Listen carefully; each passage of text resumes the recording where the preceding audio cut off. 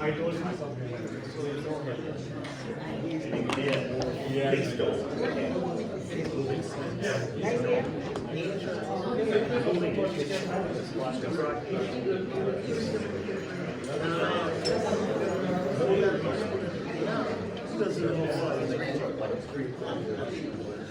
Let's get back together.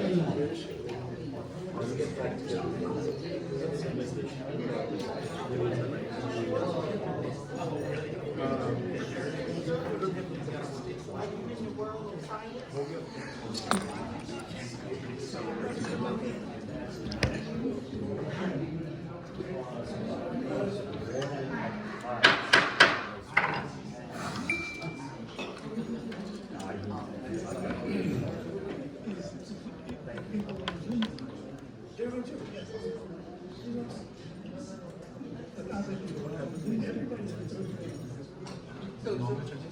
Yeah, what's up?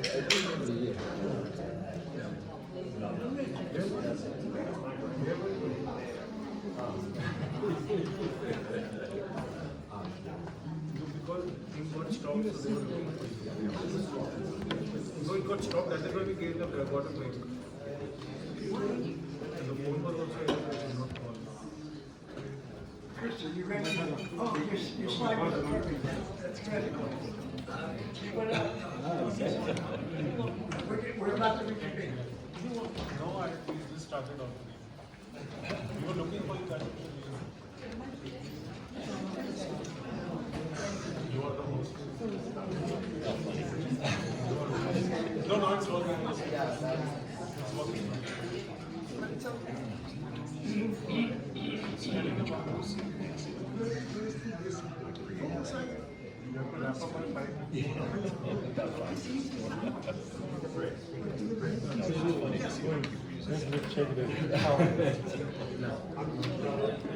Without it.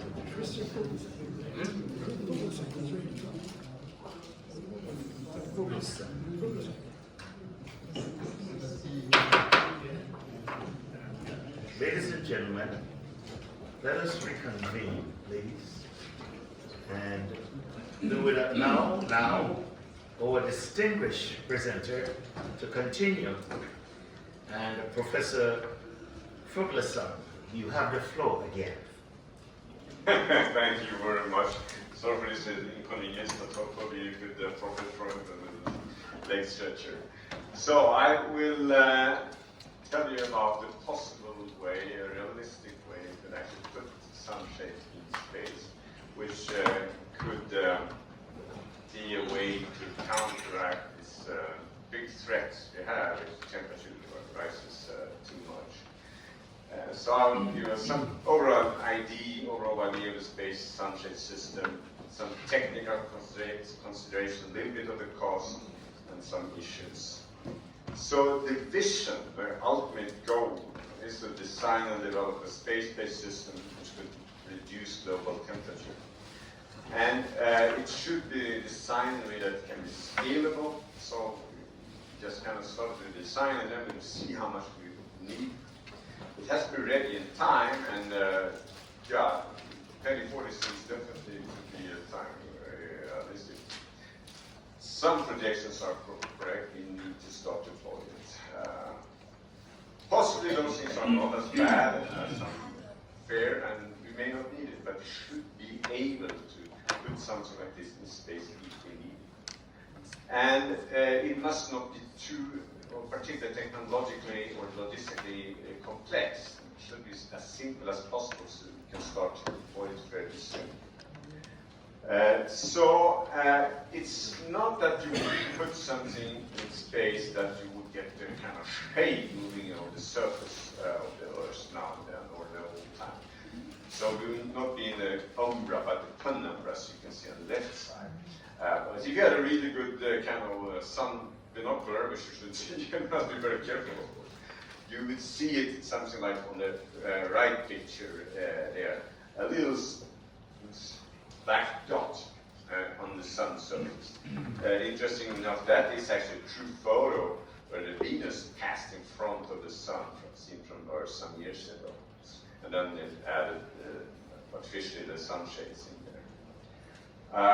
Well, you get a good idea, but you soon realize that you're not the first one to have a good idea.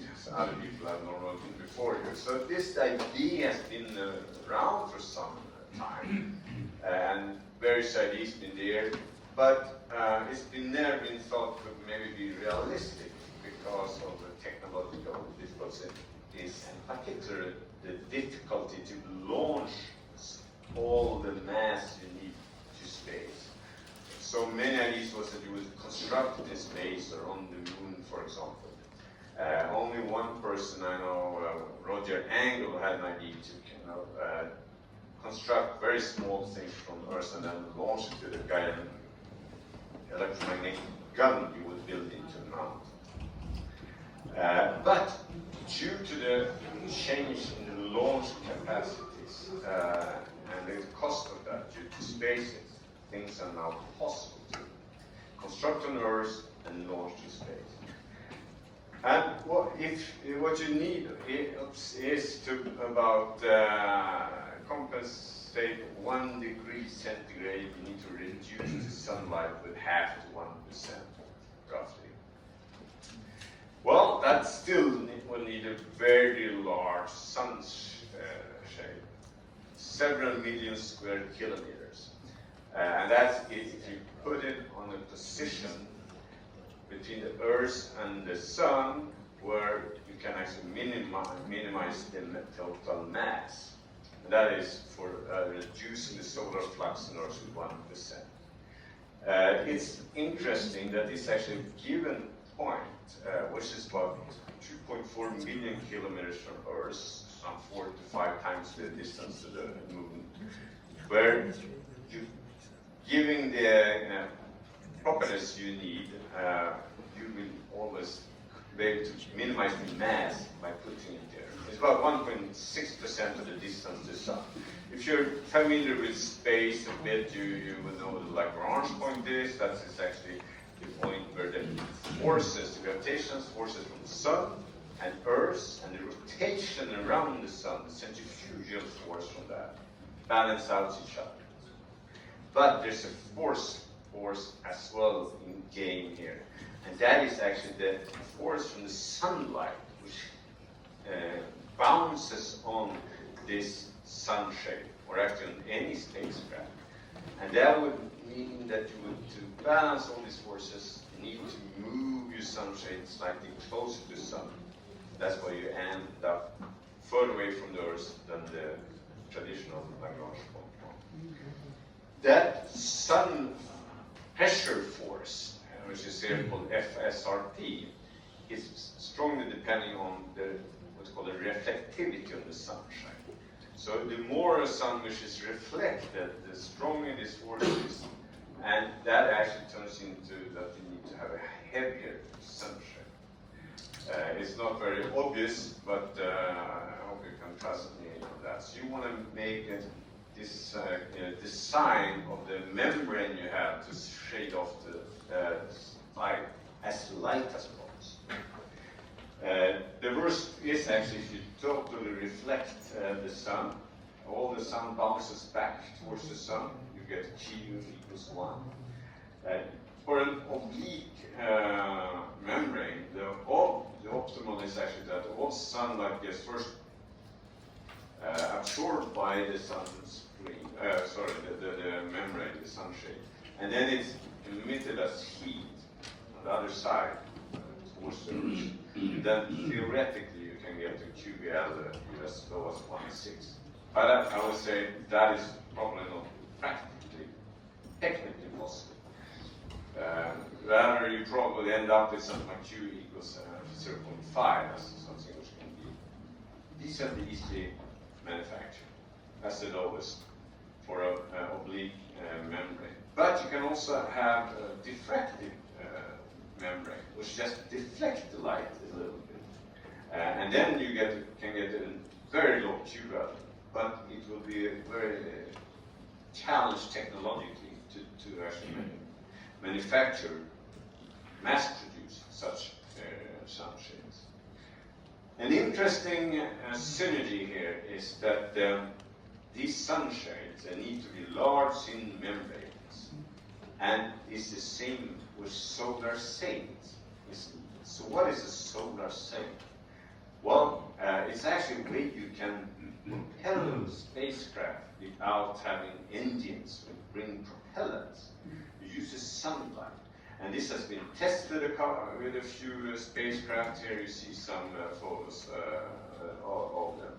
And it's been proven that it works. Now it still needs a lot of more development.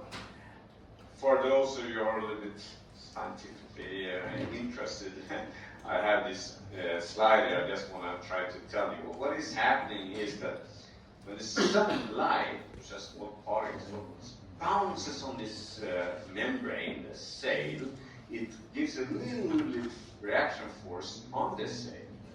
And you can use this force to then steer your spacecraft in space. And you can then angle the sail various ways. And it might feel counterintuitive that you can sail towards the sun.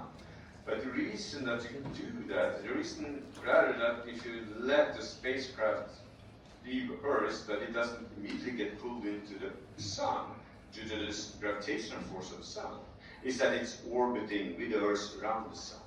But if you can break that speed, orbital speed a bit, then the gravitational force from the sun will pull it in the sun.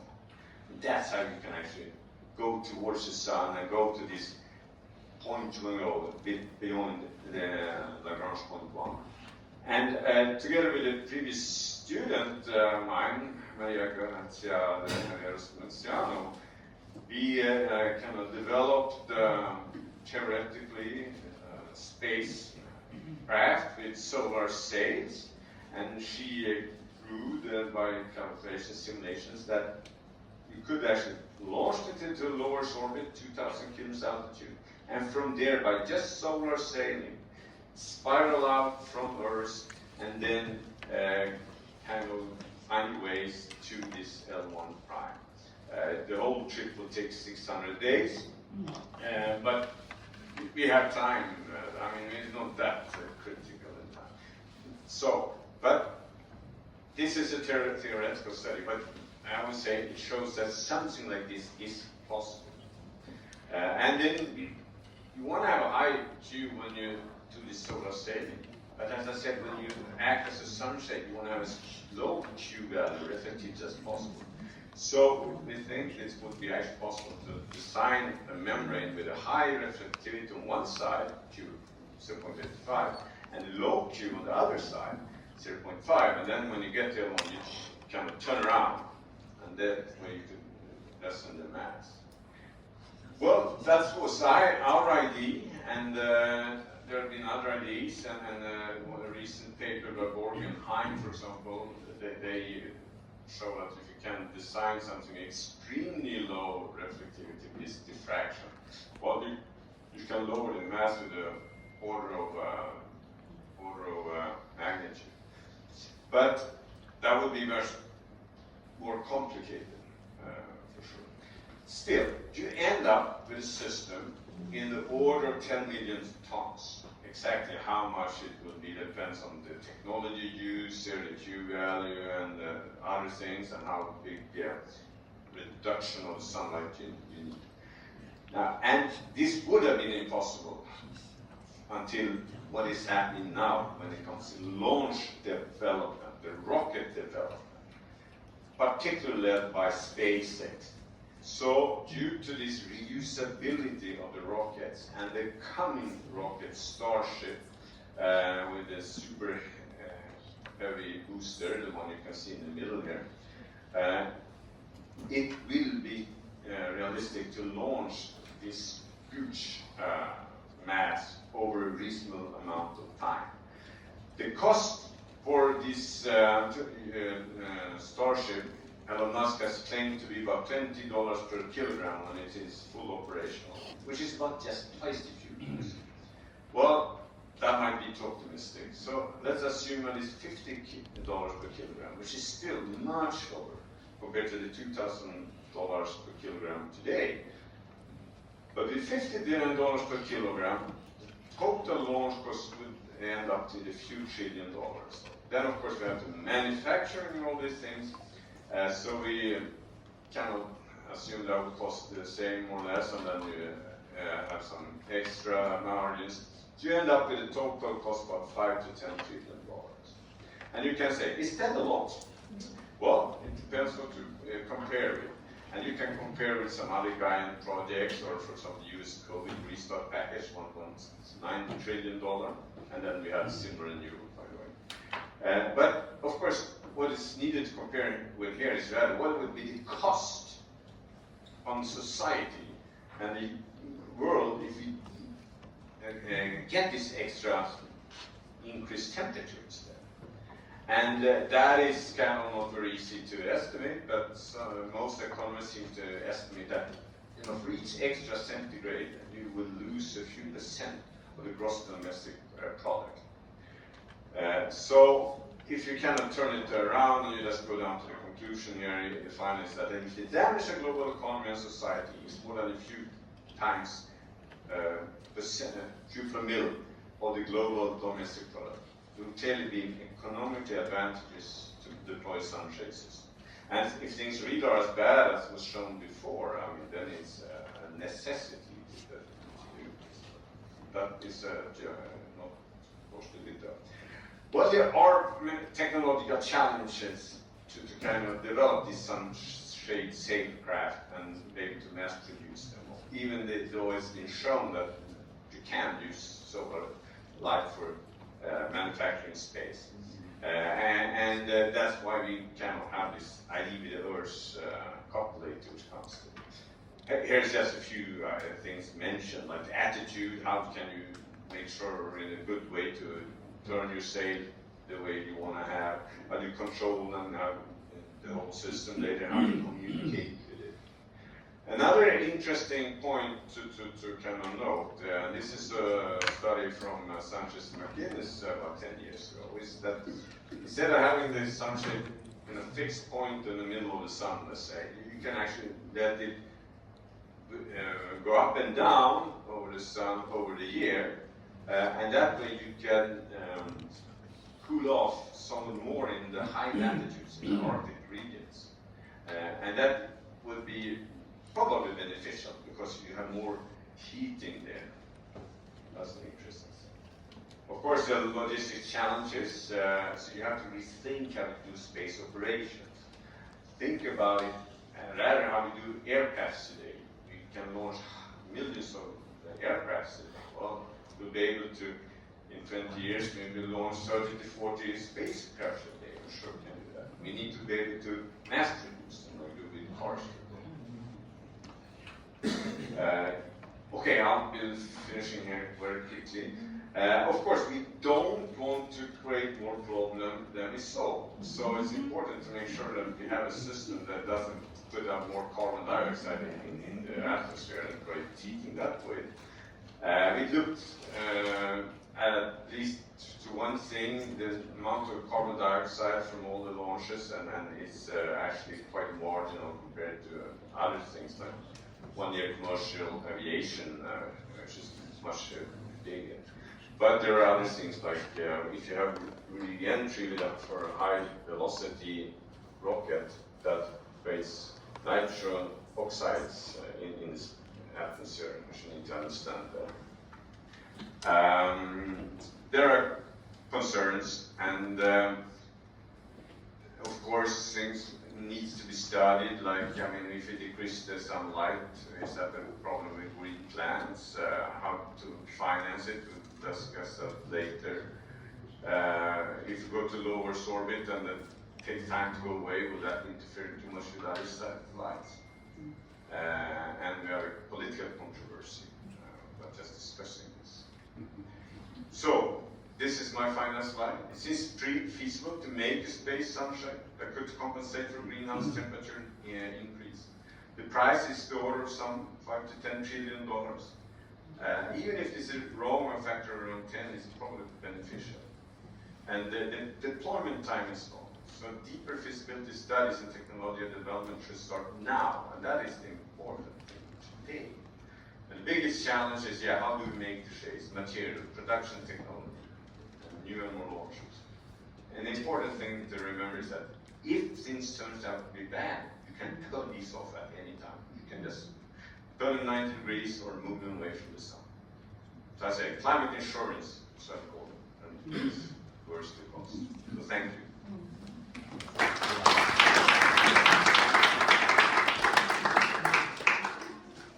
You would agree with me that the astronaut has surfing in space.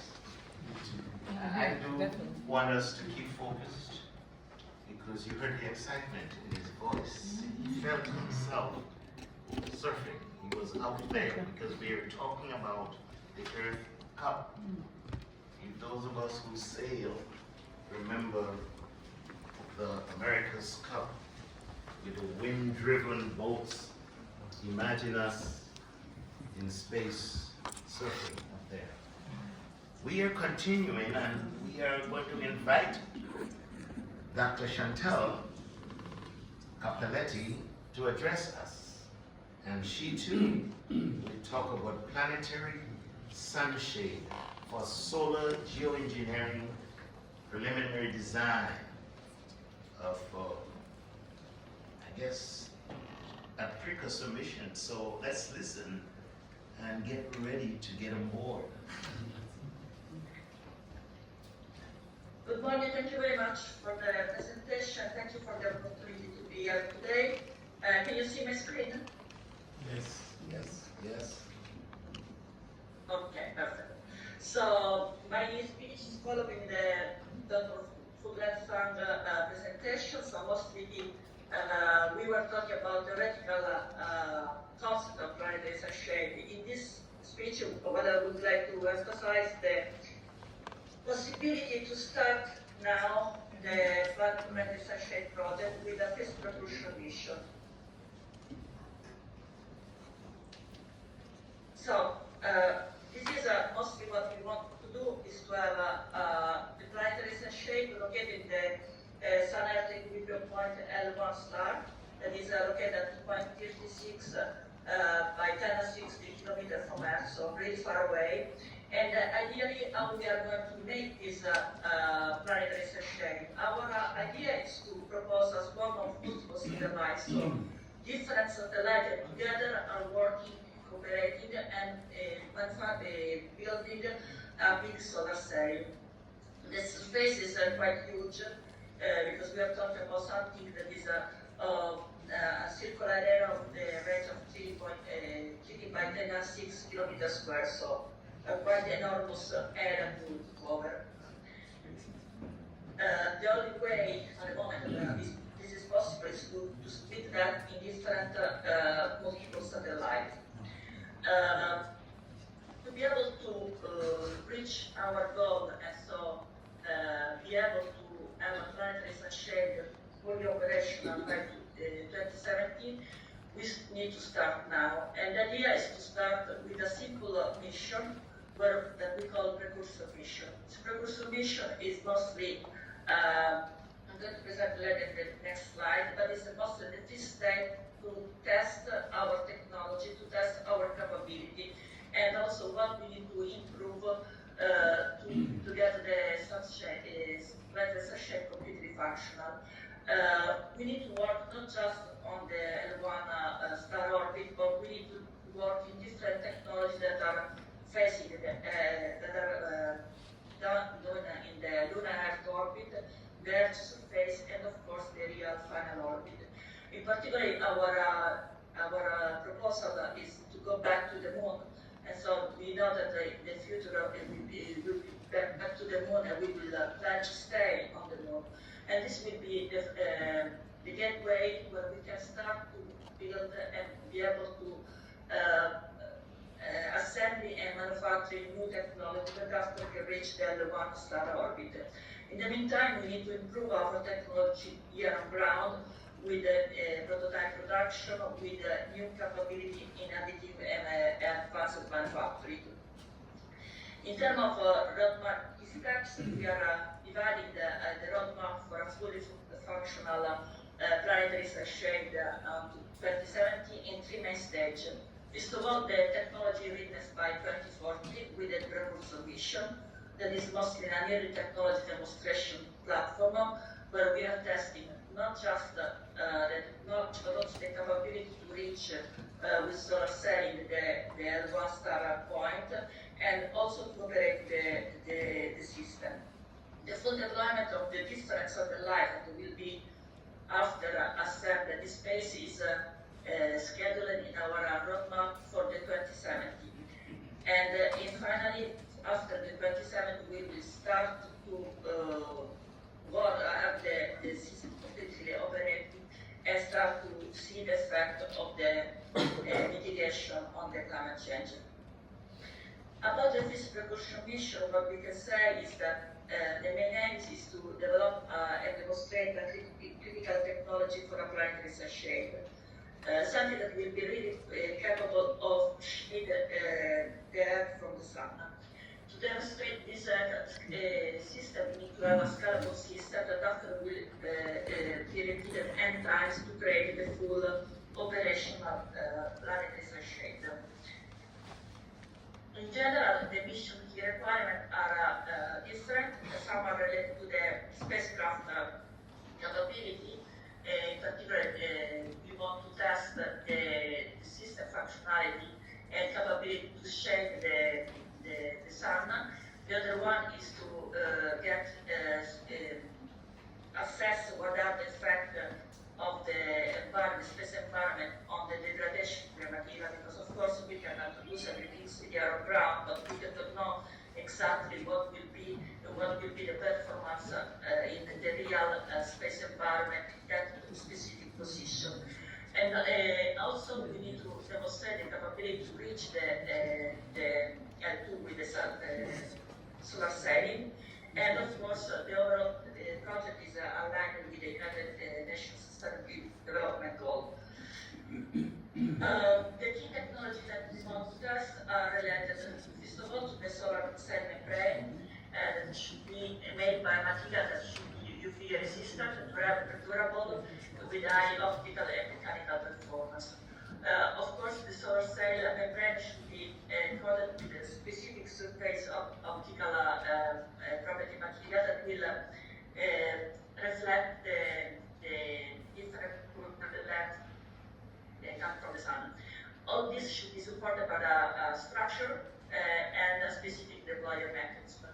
And one of the key elements that is quite rich for this kind of mission is the capability to maintain the pointing of the cell using a specific attitude and orbital control system. This is the concept of operations of how we are thinking to perform the mission. So first of all, there will be the pre-launch preparation. After we will have the launch initial orbit. From the initial orbit, we will move to the transfer orbit and reach the L1 start point. In the L1 start point, we start the operational demonstration, investigating how the cell is acting in that specific environment and what are the effects. At the end, we will have an extended mission phase and exposure of the satellite. This is an so from about the mission geometry, as I previously explained, we are planning to have the sunshade in a specific orbit around close to L1. That is L1 is called L1 star. That is around 2.36 by 10.6 kilometers. And in this orbit, we are planning to place our different small satellite. In this illustration, really, we are showing the cell exactly at one star, but will be more appropriate to show this one. So because this the planetary sunshade, in order to act on the penumbra, in order to be stabilized, should rotate around L1 star. So it's not exactly on the point, but it's orbiting around the point. In terms of solar cell membrane characteristic, we are investigating different solutions.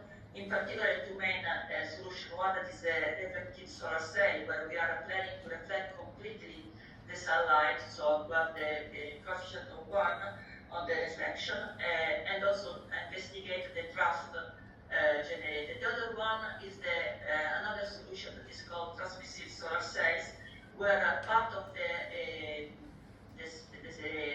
solar radiation is transmitted through the solar cell. Of course, we need to investigate which wavelength, which material we can use to decrease the temperature and fight properly the climate change.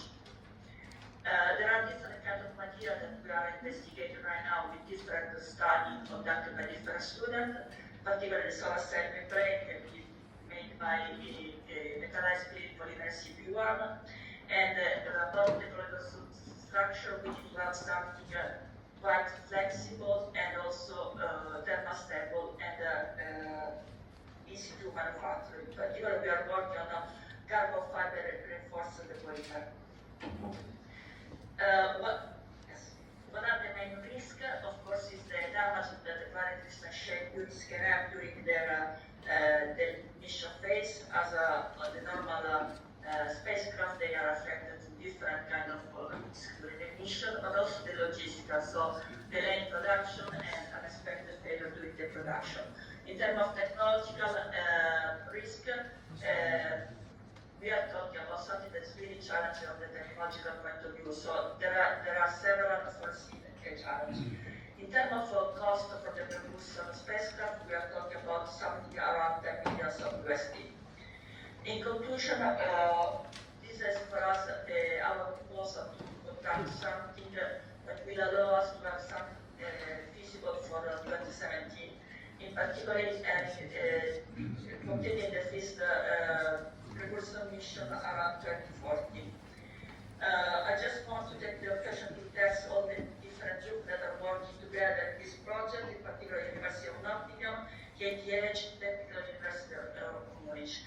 As you can see here, there are several names of students, and since this is also something that we want to educate the new generation, students are a key aspect of our project. So they are the really training, they are the ones that are bringing new concept, new idea on this propulsion mission.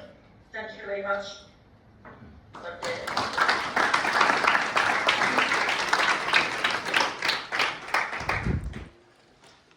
This is very interesting as we continue to listen to the minds of the scientists and the astronauts. And so let us, those of us who are in the policy and in the missions and in academia, to remain engaged. We need you. We need you. Our next speaker is Professor Ronald Sangley, and he too is virtual. And I'm asking him to be as expeditious as he can, but keep us engaged as we have been engaged with the rest of the virtual presenters. Professor, you have the floor. You have the floor. Okay. Thank you for inviting me at this very important meeting. I will talk about technical requirements from the point of view first of existing technology and state-of-the-art space industry and science, and see where there are some unexisting technologies which still to be developed before we can talk seriously about sunshade. So let me take from our distinguished speaker, astronaut Fuglesang. Imagine a small sail was delivered in the way he described in his talk to the vicinity of L1 point. So it would bring a very small, tiny part of the future shadow. How we can finally accumulate the size of the integrated shadow needed to create an impact on the Earth's climate. So we can follow the same procedure. Delivery the second, smaller scale, third, and so on, until we will create in the area around L1 point a myriad of such elementary unit shades. So let's talk about it as not about myriad or swarm, but about as of constellation of these tiny elements of overall sunshade.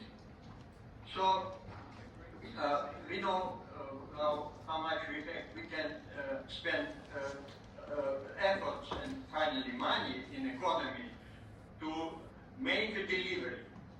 And the optimistic approach is based on the fact that space industry, space technology right now is undergoing some kind of technological revolution, changing the way we save money in launching rockets into the Earth's orbits. And major contribution to this process was made by SpaceX and Mr. Elon Musk. And in simple numbers, we see now that this particular approach based on recuperating first stage, and right now they're working on chance to recuperate the second stage of rocket launch. We hope this work would be continued, and first step already was important. It decreased the price of delivery, conditional kilogram of mass to the parking orbit over the Earth. Several hundred kilometers, maybe 1,000 kilometers, almost by 10 times. Now it's, we're talking about $1,000 per kilo. And let's hope that this work would continue before, say, 1940, where Dr. Capelletti promised us already to start serious work. Could it be brought down by another order of magnitude? Very difficult to say right now, but there is another factor in addition to efforts by pioneers of in space engineering like Elon Musk. There is another issue where we can count additional gain, economy of scale. We are going to talk, if we will plan to build such sunshade of everyday regular launches, number of launches every day, so it would be 100, maybe 1,000 times more activity, a bigger size of the market for technology. And why not to consider chance to gain at least one order of magnitude on economy of scale, plus continuing work on the further development of technology. So finally, with all of these efforts, we will finally get this constellation of elementary units, each of them like described as a smaller satellite type of robotic object by previous speakers. So what we have to do next is this once delivered, deployed constellation around L1 would be sufficient, end of the job? Not at all. The orbiting around L1, just like orbiting about its siblings in other positions around the Sun, it's much more complicated.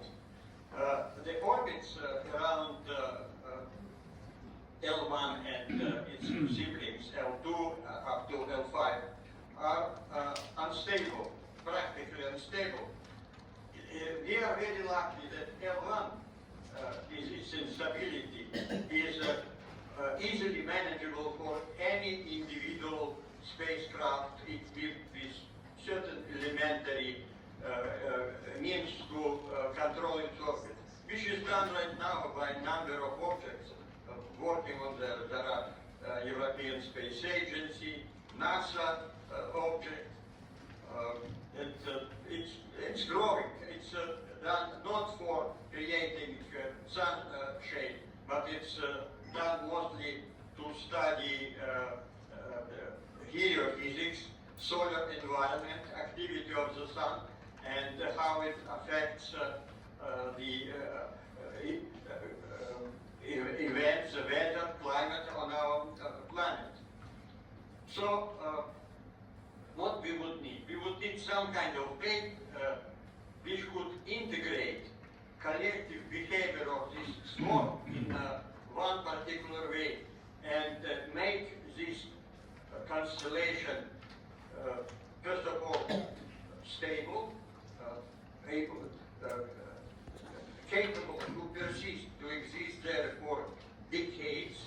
You know, how much time we would need would depend on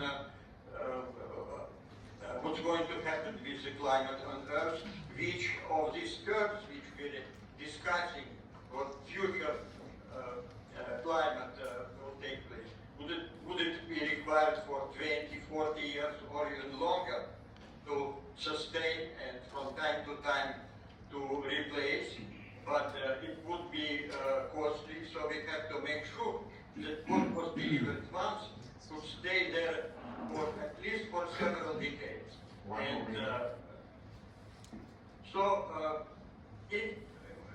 The major thing which might be required for that, to have equivalent of repairs specifically built to control all these little sails around L1. Nature gave us L1 as a very important. I would at the end paraphrase famous saying by Archimedes, as history tells us. Give me a lever of enough long and fulcrum, and I will turn around our world. So this is a lever and fulcrum we need to turn around the trend, devastating trend with the climate on our planet. Thank you. Thank you very much.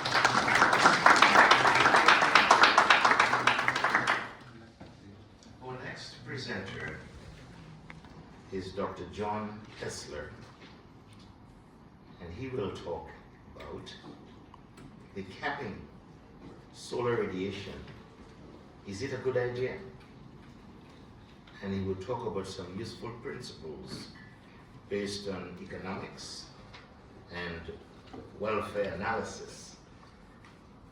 Dr. John Hessler, you have the floor. Thank you very much. Excellencies, ladies and gentlemen, dear colleagues, thank you for allowing me to share with you my views on climate change and climate policy, which has been my area of research for at least 15 years. Let me start by noting that IPCC, UN's Intergovernmental Panel on Climate Change, now clearly states that it is beyond reasonable doubt that emissions of CO2 and other greenhouse gases cause global warming. We know now that the additional gigaton of emissions of CO2 increases the average global temperature and does it almost permanently. IPCC also states that the long-run consequences of emitting CO2 are highly uncertain due to feedback uncertainties that we have already heard about today. IPCC, in its latest report, states a 90% confidence interval for the effects of doubling the CO2 concentration. And they state that it is 2 to 5 degrees, which is the effect then of doubling the CO2 concentration. 2 to 5 degrees, that's a very wide interval, including both extremely high and quite low sensitivities. And arguably, this is also actually substantial underestimate of the actual uncertainty. So this is the physical science uncertainty. But how human welfare is affected by climate change is at least equally uncertain. We are dealing with very long-run consequences, and it's simply impossible to know what adaptation capacity will exist in potentially hard-hit regions in, for example, Africa and India in 50 or 100 years. So given this very large uncertainty, trying to find an optimal policy using standard economic cost-benefit tools is not convincing, and in my view, actually futile. Calculations of the social cost of carbon that many economists do are so uncertain that they are almost meaningless. So what should one then do? The answer is that we must search for a robust global climate policy. And with robust, I mean one that provides reasonable outcomes for many different possibilities in the area where we are uncertain. If we can find such a policy, it's one of low regret, whatever turns out to be true. Often, in the case of high uncertainty, a robust policy is one of wait and see. However, in the case of climate change, wait and see is not robust. And this is for two reasons. First, it's unlikely that the uncertainty we are talking about will be reduced in the near time. We simply do not get to see by waiting. We learn from science, we learn a lot, but we also learn that it's more complicated than we thought. And many of the things we should be worried about are not yet in the data and thus difficult to characterize and quantify. So that's the first reason why wait and see is not working. The other is that while we wait, if we choose this strategy, CO2 emissions will continue to accumulate, making the potential consequences worsen year by year. So, in the search then for a robust policy, optimality for a given set of assumptions is not relevant. Thus, thinking about the optimal carbon tax is, I think, not relevant. Instead, one needs to analyze the consequences of policies that ex post turn out to be suboptimal, to be wrong. One needs to focus on the consequences of different policy mistakes. And that's what we have done in our research. And what we have found is that the welfare consequences of different policy mistakes are highly asymmetric. The costs are low of a transition to global climate neutrality towards the middle of the century, even if it ex post turns out to have been unnecessarily fast. And the reason for this is that the phase out of fossil fuels over a period of, say, 3 decades is consistent with continued economic growth, provided it's based on well-crafted climate policies. Our economies are sufficiently flexible in the longer run to handle the transition to climate neutrality, provided the target is set clearly and credibly. Having done the transition will not be much regretted, even if it turns out that we could have waited some time with it. Demonstrating this claim can be done with standard economic modeling tools, and is so by many of my colleagues. On the other hand, I was talking about the asymmetric cost of policy mistakes, and on the other hand, the wait-and-see policy that ex post turns out to have been too slow can be extremely costly for humanity. Exactly how costly is difficult or impossible to say. The probabilities of different catastrophic possibilities are highly difficult to assess. However, such a quantification is not required to draw the conclusion that climate neutrality by the middle of this century is the robust policy, and it should thus be Plan A in accordance with the Paris Agreement. Not because science can show that this is optimal, but since it's the prudent policy for humanity in a situation of extreme uncertainty. But importantly, I argue that this Plan A needs to be complemented by additional insurance mechanisms to be sufficiently prudent. And the reasons for this are at least twofold. First, the high uncertainty does not, that we have been talking about, does not rule out the possibility that also a transition to climate neutrality by 2050 turns out to be too slow. even if IPCC says that tipping points in the global climate are highly unlikely, they cannot be ruled out fully. Second, the world might fail to coordinate on a global transition to climate neutrality. So because of this, a prudent climate policy needs to be complemented by an additional assurance mechanism that might be used in case either of these two circumstances I just talked about materializes. And I argue that a key such assurance mechanism is to develop the ability to launch sunshades to reduce incoming sunlight.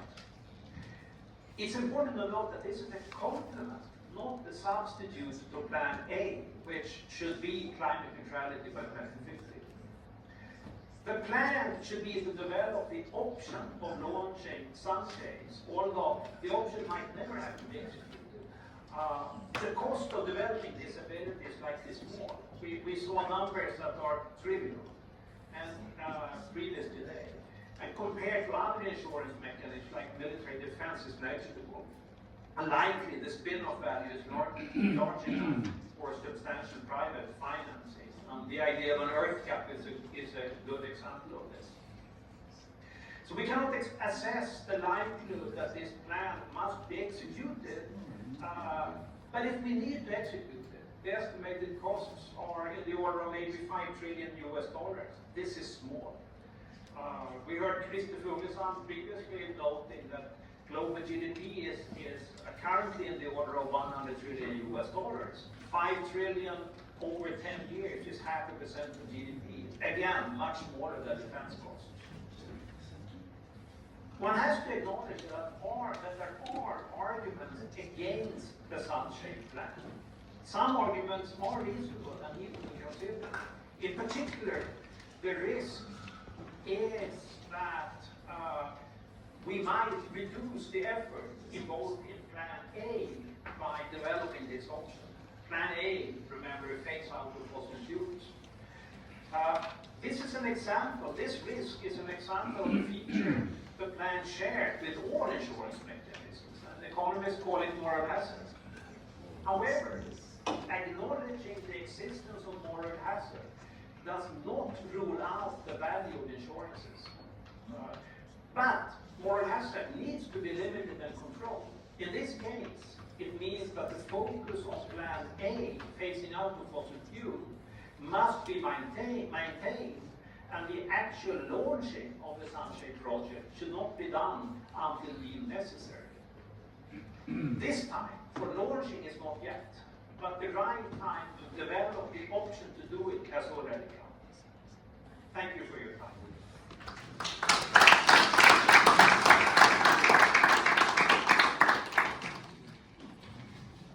I thank you very much. And we are going to be engaged by an economist, and Dr. Christer Persson. And he's going to speak to us about, I guess, the deterrent that always keeps us away from what we want to do, funding alternatives for the sunshade intervention. Dr. Persson, you have the floor.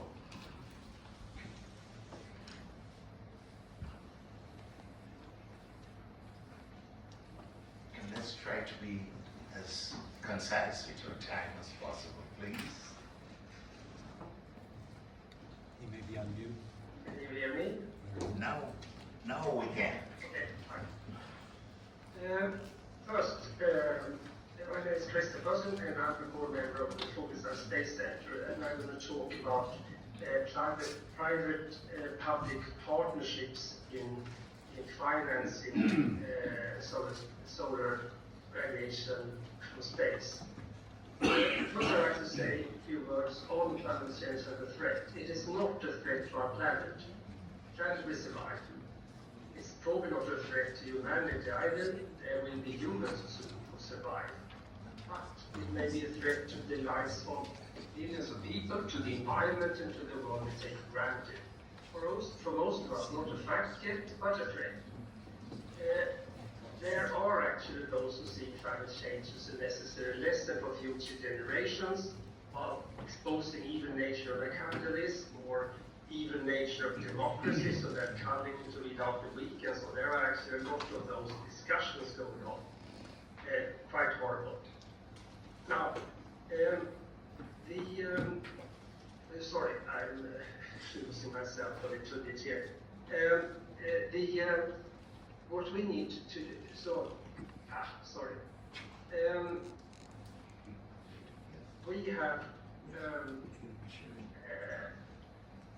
we are looking at a constructive and humane way forward to actually bring together financing from public sources, which is a common one, but also mobilizing the private sector.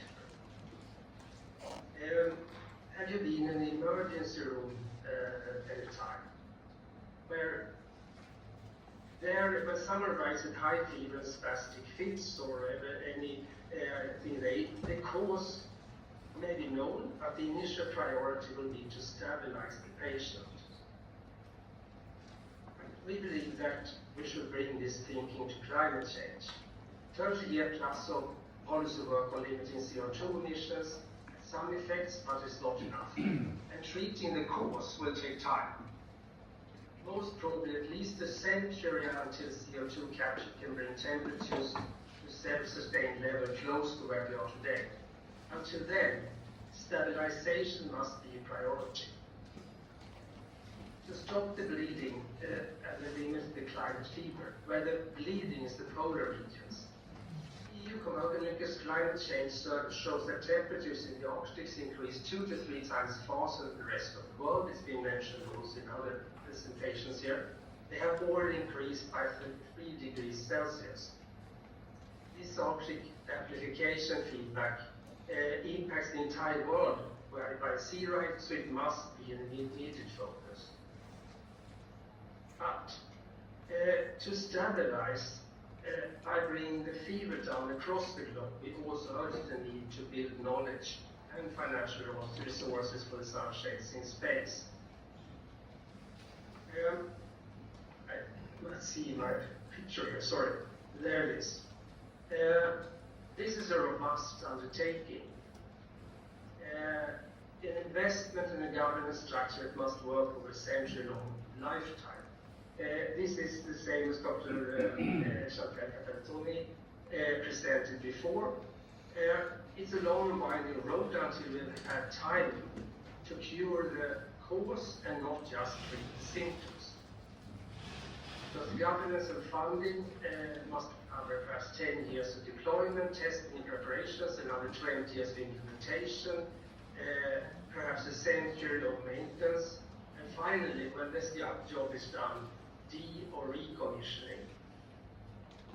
Irrespective of how sunshades in space will be financed, a robust governance model is absolutely necessary. Nobody must gain a geopolitical advantage of controlling the process or the sunshades. There will be many decisions along the winding way, perhaps even to stop the project, if better alternatives or negative effects are found. Then, no single organization, nation, or group can be fully trusted with the control of the sunshades. This is the ultimate global thermostat. The United Nations we have here today may have a role, but the UN doesn't any longer have the broad acceptance it used to have. Frankly, there are ideas about the UN 2.0, and Mike Walsh talks about making UN great again. However, even if any of those initiatives actually land in the real world, the UN will always be a political organization. And from the perspective of centuries, it would then be unwise to put all eggs in that one basket. So there's really an important need to find an alternative governance structure. Others have talked about this, I will send it out. I'm not going to talk about this, I'm talking about the financing need. Where we are focused on Space Center to put our focus. Is perhaps, we'll take that one as well. I had a problem in my screen here. Couple more minutes. An estimated 15 trillion, we can continue then. We have talked about that before, so over 30 years. The thing is comparing this, the 15 trillion spent on COVID-19. We pointed out one project before was pointed out, and if you look together with what the American states, they have put about in budget time about 6 trillion, and there are other countries that have done more. So this will actually be cheaper, and over 30 years instead of 5, so it's definitely possible. The unexpected thing is also that it might be profitable, and this is because of the opportunity to leverage space dividends. Space dividends are very difficult to calculate exactly, but the Apollo project, that one we know brought in about $7 in new technology spin-offs for every dollar spent, and there are others like Forbes magazine talking about $40 for every dollar spent in research. There are a number of different, but they are all in the same area. It's seven times ROI around return investment is calculated low. So space dividends will make the project profitable. Now, there are international financing that has worked well, but not on this scale and certainly at this point in time. Now, if you talk about commercial actors, which we suggested also, we say commercial actors often act selfishly. This is their role, they are supposed to do this, but the basic rules of phasing them in are certainly not perfect. Contractual agreements are to be generally adhered to and mandatory. Such agreements can be the core of such a project. Advantage with the types of PED cases and competitors can support oversight. Politicians are selfish as well. They are also supposed to do this. They normally do not prefer measurable ones, but they can sign general agreements. So, the rules-based, from the perspective, well, if you look at this from the perspective of an investor, I can go, we work with something called bonds, not bonds. We work with something called bonds that are not bonds. And what we mean with that is that you find the stakeholders, for example, insurance companies or real estate owners, they allow can chip in as well. They get bonds, they don't get shares, so to say. That means that we suggest that in order to separate investments from governance power. We also suggest premiums, annual premiums to ensure steady cash flow. This will be the biggest organized project in human history. It will not solve the cause of global warming, but stabilize the climate for a sufficiently long time. And from the perspective of the investor, you will contribute to a better world for grandchildren, as well as support the financial and the space dividends from bonds. Fuglesang Space Center, we are truly excited to work with this financial solution, and we really welcome all and any input or ideas, comments, or suggestions. Thank you for listening. Thank you. Thank you very much. I think we are being very, very, very educated about what's going to happen in this spatial, I think it's called the solar sailing competition. And we're very, very excited about what's going to happen there. I want to thank the outgoing speaker. And we're now going to welcome a two-person presentation. Mr. Walter Hormels and Eden Knapp. So we look forward to hearing the second lady's voice for today. So who is first, Eden Knapp or Walter? So you have the floor. Thank you. Here is a sample of a solar sail that we made in our lab. I'll pass it around. This is a very heavy solar sail, but it is approximately the idea that we're working on. So let's take it around.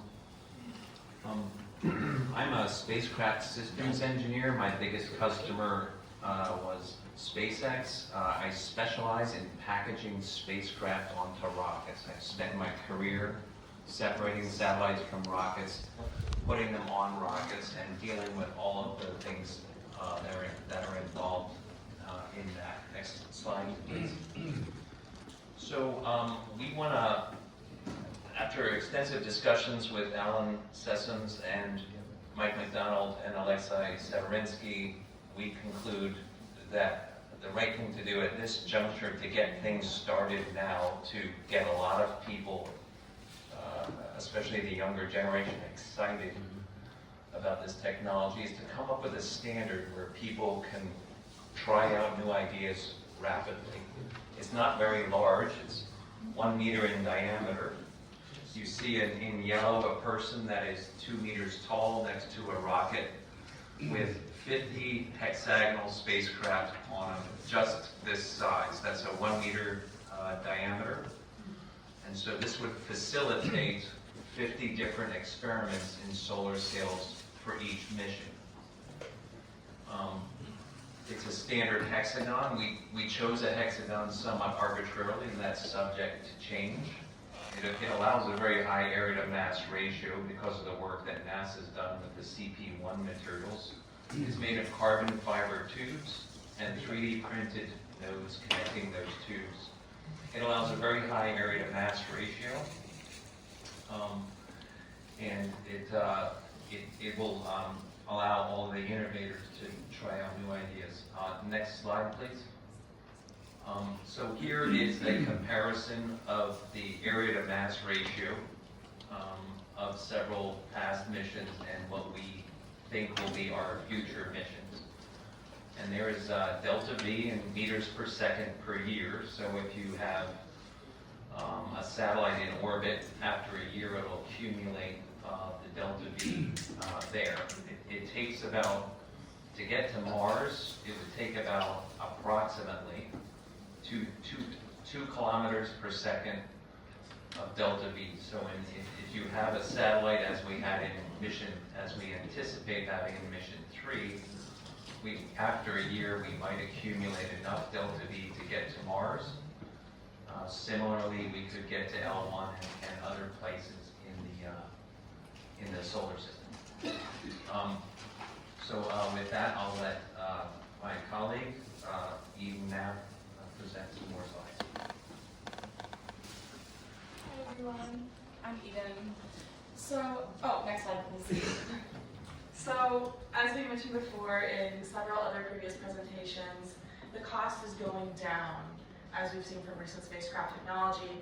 And right now, our mission would be around $10 million, but in the future, it's expected to go down to $300,000 per mission, which is a pretty dramatic change. So our mission is to make interplanetary exploration accessible to more people. This includes those that would not have been able to do it before, like universities or smaller scale companies. And just like there's CubeSat teams across the United States at colleges, this simplicity will allow any engineering team that has interest to build these spacecraft. In the middle picture there, it's a CAD model of a block of them together that I created. And we just want to create a bigger interest in STEM for a variety of people, including the younger generation, kind of like how the space program did that back in the 70s. Okay, so here's the roadmap to operational capability, allowing anybody with 300K to explore the solar system, to go to L1, to race to the moon, to leave the solar system. In mission 1, we would be in low Earth orbit, about 350 kilometers. Nobody goes there because you deorbit too fast from aerodrag, but we would there use aerodrag as a proxy for the solar pressure. So in our first missions, we would get everybody acclimated to what is a solar sail. They would get deployed. Their competition would be who can deorbit fastest, who can be subject to the aero pressure fastest, and they would win the prize. In the second mission, we would go above geostationary, well above the atmosphere. and well outside of most of the gravity well of Earth, and then there employ solar pressure to leave the Earth system and go into a heliocentric orbit. We would practice things like velocity gain. We would want people to demonstrate at least 1 kilometer per second delta V. That's very demanding, but possible. We do want to motivate their imagination and then demonstrate command and control. Can we turn it off? Can we rotate it? Can we change our mind remotely and recommand it to do something else? And then the articulation of deployable membranes. So if they fold out to make a larger area, or if they use the solar pressure to actually sail and rotate the spacecraft to achieve another trajectory. In the third mission, that's the exciting one. If successful, it would be operational, and in purple there I have some very, very notional ideas of what these things could look like. They would launch from GEO and depart for the moon, the planets, or L1. They could go to L1, and we could also have the competition. Next, there you go. So we've gone through a few different iterations to get to our current design. So the leftmost image is what we started with, and it progresses as you move towards the right. The third image is actually what we have here today that was passed around. And with each iteration, we've decreased the mass while maintaining the same area. We went from 1.46 meters squared per kilogram all the way to 9.15, just in the span of a few weeks and in 2 iterations. We have used carbon fiber tubing for the most advanced iteration, as well as SLS printed nylon with carbon fiber reinforcement for the nodes. And we plan to use the CP1 material, but because of travel to here and bring me around New York, it's best to use Mylar, which is the shiny material you see on the sail, but that does add an artificial 43 grams for now.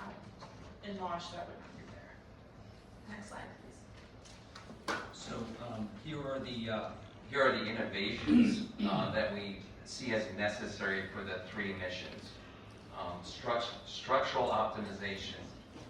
Right now our spacecraft is about 70 grams. Getting to 50 grams, 1/20th of a kilogram per spacecraft, and making feather-light spacecraft demands very uniquely thin membranes. The CP1 material we didn't bring because it was too light and fragile for walking down the streets of Manhattan. We now understand that another material will be available that's half the thickness, doubling the efficacy of a lot of planned missions. The membrane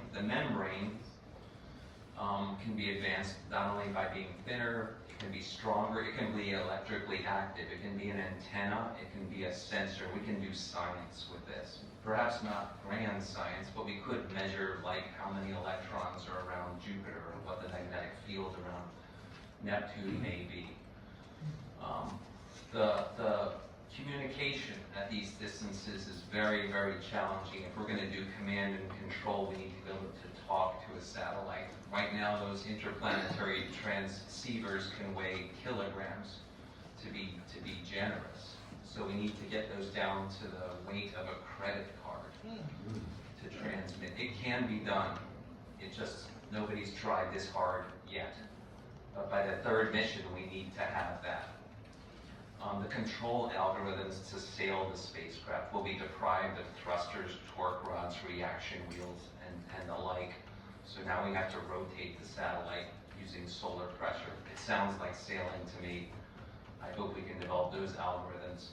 Ultralight science sensors to do real science so that we can engage the planetary scientists like NASA's JPL. China and India and Europe have substantial interplanetary capabilities. We want to enable them so that we can gain from their work.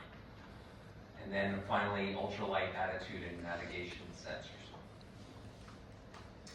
So what is next is we will release a draft of this hexagon and the associated things that engineers and scientists and physicists need to begin they can begin April 16th. We can get things going. And then we will, on our own effort, separately build a qualification unit for that entire stack. And we will be in a position soon, perhaps by the end of the year, where we can go to a launch service provider and say we're ready to launch now. So we lose as little time. And I think that's our last slide.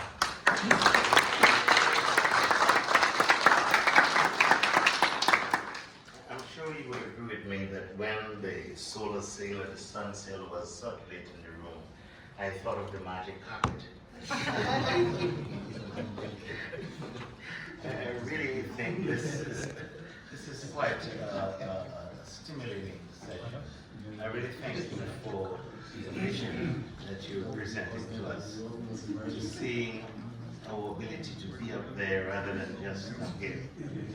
And as we move on, we have Dr. Charles Lee Johnson, Lace Johnson, and Dr. Michael McDonald. And we're looking forward to hearing from you as you talk about technology in space and climate change, and especially the Earth corporate data development. So you have the floor. Who is going first? To go first? And let us make our timing very precise because we're running out of time. Okay, great, thank you. Yeah, I'm Les Johnson. I've been asked to be the technical lead for the engineering design teams that are going to support the organization to establish what the requirements are, look at the feasibility of the various technologies and such. My background is that I was the principal investigator, which is the science and technical lead for 3 of the sail missions that were on Walter's chart. I've been working on solar sails technology for the bulk of my career and was the lead for a mission that flew a 10 square meter sail in Earth orbit and developed it flew an 86 square meter sail and leading currently an activity of a 1,653 square meter sail that is probably scalable up to about 5,000 square meters.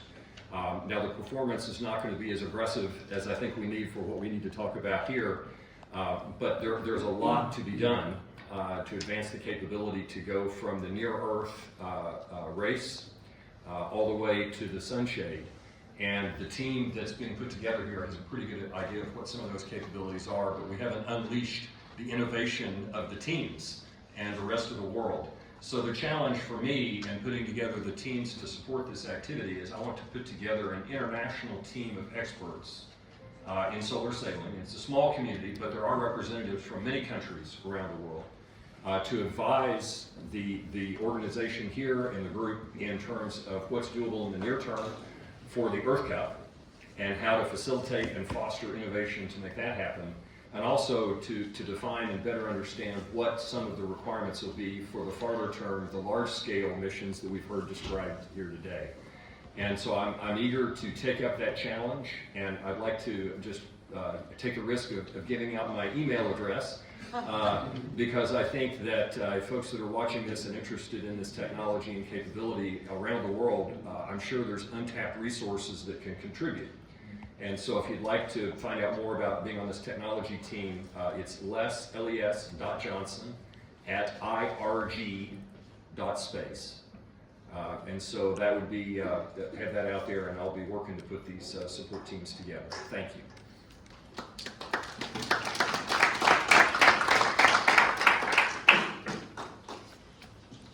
Okay, my name is Michael McDonald, and I'm going to talk sort of in a conclusion mode because a lot has been said. I don't want to add more, too much more to new ideas, but I want to reiterate what has been stated as really important.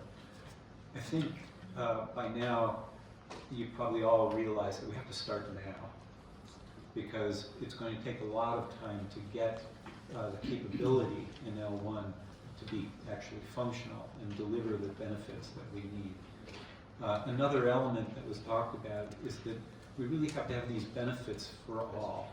So it's great to be here at the United Nations because we need the United Nations to be a critical piece of this puzzle. Another factor that was brought up early was, where is the money going to come from for this? And what kind of approaches do we need to engage to have the strategic alliances that we need? And we have to go through very substantial innovations to be able to really make this work for humanity in a very short period of time. This is perhaps more complex than the Manhattan Project in some ways, and it has to happen in a very short period of time. So how do we create the collective will to do this? How do we ensure the equity of its benefits? And how do we open space up to all societies on Earth in a way that's going to be functional? That's basically what we're trying to do with the Earth Cup. Those principles that you have told us is needed in this has to be central to what we build into not only the technological development, but the governance process. How do we build a governance process that is going to enable the benefits for all? So I'll just click through a few slides, but I'm going to keep it very short so that we have a question and answer period. Is that feasible? Okay, so next slide. So one thing that's quite different about the Earth Cup than the way you might have thought of previous missions to space. Generally, those missions to space have been designed as hierarchical command and control systems. And they often have benefits that are skewed not to the entire population of the world. In this case, we were trying to focus the process of optimizing a next generation spacecraft that can actually serve humanity in a way that we haven't had to in previous missions. We're looking at this as being a multi-organizational enterprise in which all societies have a low barrier to entry, that all generations have a low barrier to entry. We wanted to start with children in grammar school so that they can understand and become leaders in something that has to be carried out across several generations. The key here is how do we enable a positive evolution, a path forward for humanity, engaging space in a way that benefits all on Earth. Next slide. So the vision is a global open space sailing competition, in some ways similar to what we see in the America's Cup, which is now over 150 years old. We need to be able to do that at a speed in space that is orders of magnitude faster and attract the attention to how we're going to reduce the time to do the solar refraction that's necessary to achieve our outcomes. Essentially, it's an insurance policy against the overheating of the Earth, which is already beginning to destroy the agricultural capacities on the planet. So I'll leave it at that. There's more to say, but I think there's so much that has already been said of great meaning that we can leave it there.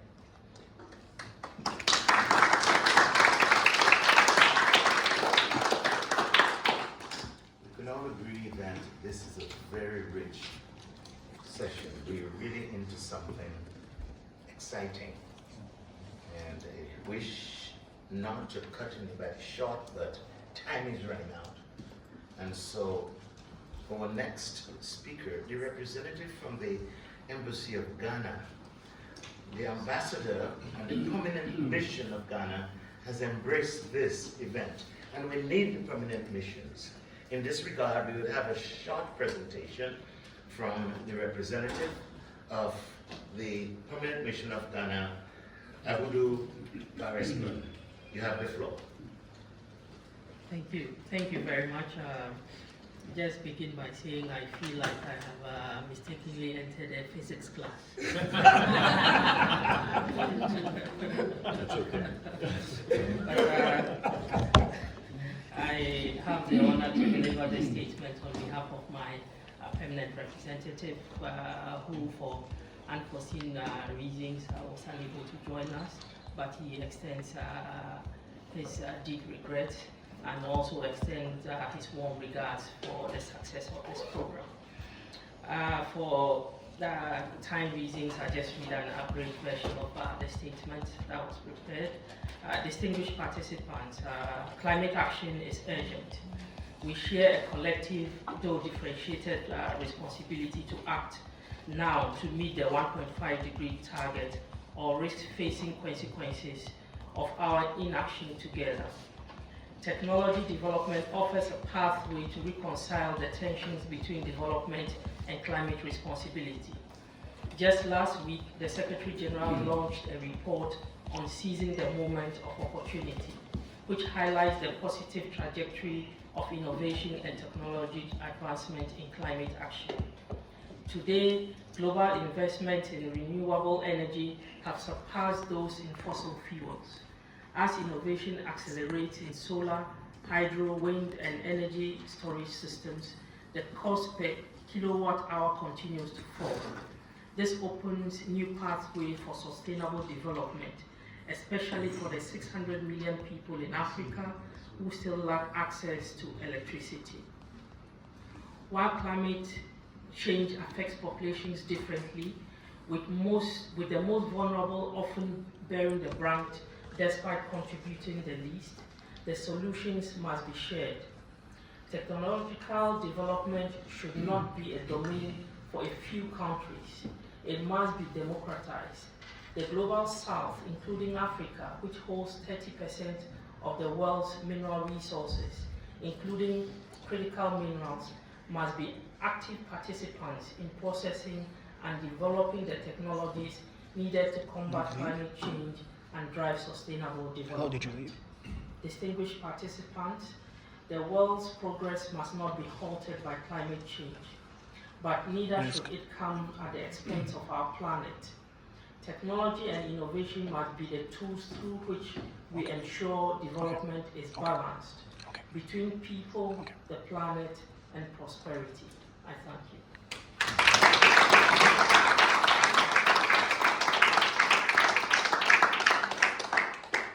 Thank you very much. And you know, we have been here and we've had many presentations, but it's very important that we think about an intergenerational engagement. The voice of youth, the voice of the future is necessary in our engagement. We have a next presentation from Dr. Victor Williams, who is of the Global Youth Ambassadors. Would you please give us your concise remarks, please? Thank you. Your Excellencies, distinguished delegates, ladies and gentlemen. My name is Victor Williams. I am a youth delegate with the MUN Foundation. It's a youth-led international organization that focuses on representing the voices of youth in high-level discussions. I'm a pharmacist and I am a health and climate change professional. It is a privilege to speak on the critical theme, technology advancement and climate change for the SDGs. Nigeria, with over 200 million people, faces increasing climate health risks. Today, nearly 60% of Nigerians lack access to safely managed drinking water, and over 33% lack basic sanitation, according to UNICEF. In 2022 alone, flooding displaced 1.4 million people and triggered multiple cholera outbreaks. But these challenges are not just statistics, they are lived realities I encounter through my work. Last year, I convened a community-wide public lecture focused on climate change and its impact on health. It served not only as an educational platform, but also a space for open dialogue and anonymous public surveys on perceptions of climate-related health impacts. From the responses, the majority of participants identified mental health as well as maternal and child health as the most significantly impacted areas, highlighting growing awareness and concern at the grassroots level. In my ongoing advocacy, I continue to raise awareness on these very issues, from mental health and preterm birth risks to the cardiovascular impact of extreme heat through symposiums, community forums, and media engagements. Yet, amidst these challenges, I have witnessed the power of youth-led innovation. Young Nigerians are constructing solar-powered boreholes in flood-prone regions. They are creating IoT-enabled water sensors to track contamination in real time. They are building rainwater harvesting systems to improve hygiene in underserved areas. And they are transforming plastic waste into flood-resilient parks, as seen in the Earth Prize-winning project in Lagos, Nigeria. Digital solutions like NaviHealth.ai and Complete Health, led by youth, are revolutionizing maternal care and disease surveillance through AI and telemedicine. To scale impact, we must host tech hackathons focused on WASH and climate resilience. We must fund youth startups through microfinancing and innovation hubs. We must pilot youth-run WASH infrastructure in schools and IDP communities. And at the national level, we must implement the Climate Change Act of 2021 with a dedicated focus on youth-led green technology and equip primary health centers with solar power, water access, and cooling systems. Dear colleagues, this climate crisis is global, but solutions must be local, inclusive, and youth-driven. Let us empower the next generation with the tools, trust, and the resources to build a more resilient future for the health of our people and the success of the SDGs. Thank you.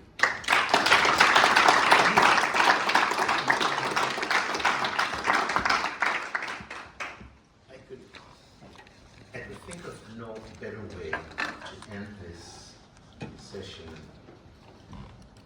It's with the voice of a youth. We had all the old people and let us take this very seriously. This must be intergenerational, but everyone here is youthful in their attitude, so I'm not being chronological.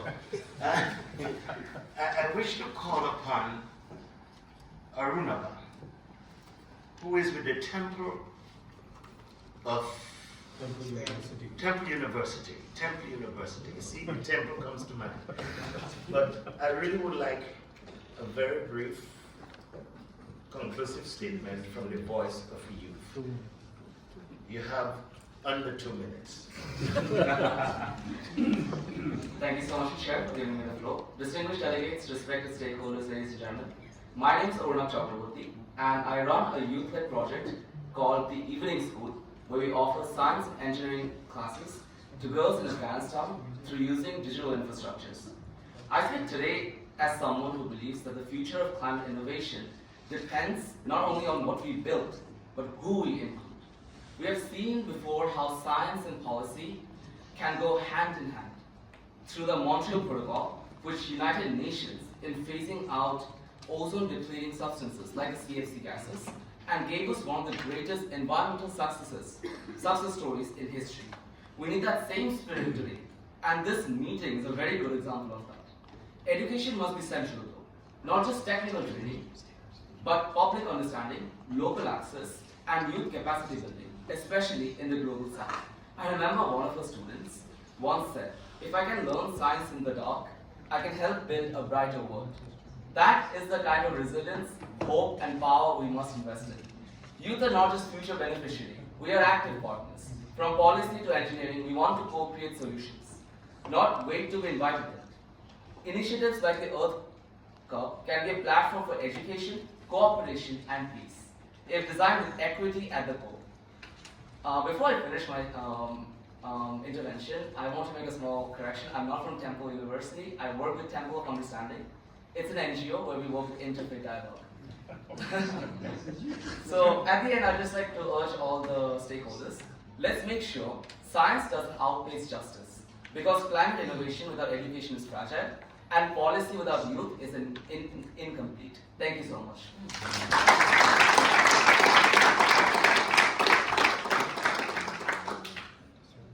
We have a question? Okay. 1 minute.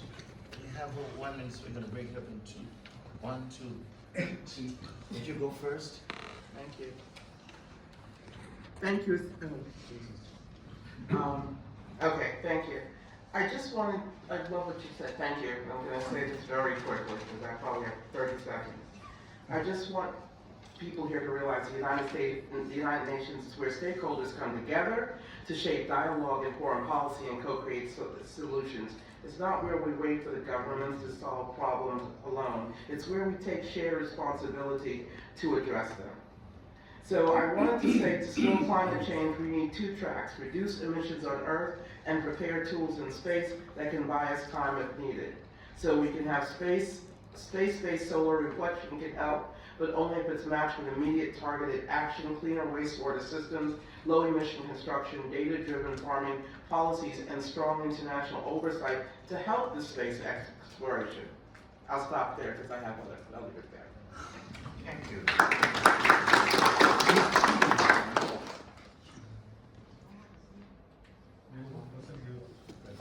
Okay, you have less than a minute, okay? Your Excellencies, colleagues, ladies and gentlemen. My name is Derin Yegizeskin, and I am a 14-year-old Turkish-American youth speaking for the future generation. Today, I want to highlight how data and technology can help us accelerate the sustainable development goals.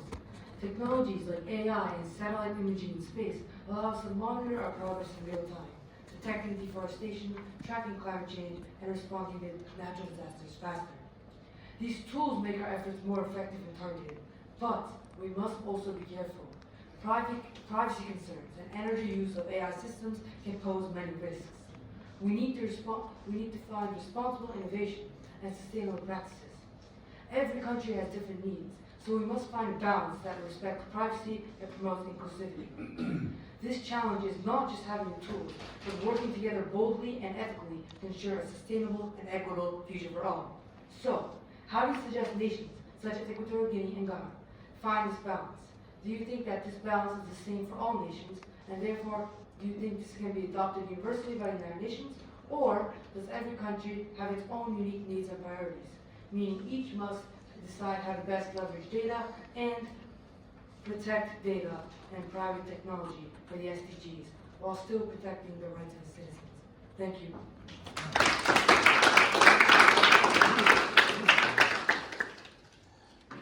Very well, thank you. We have what? Last hand?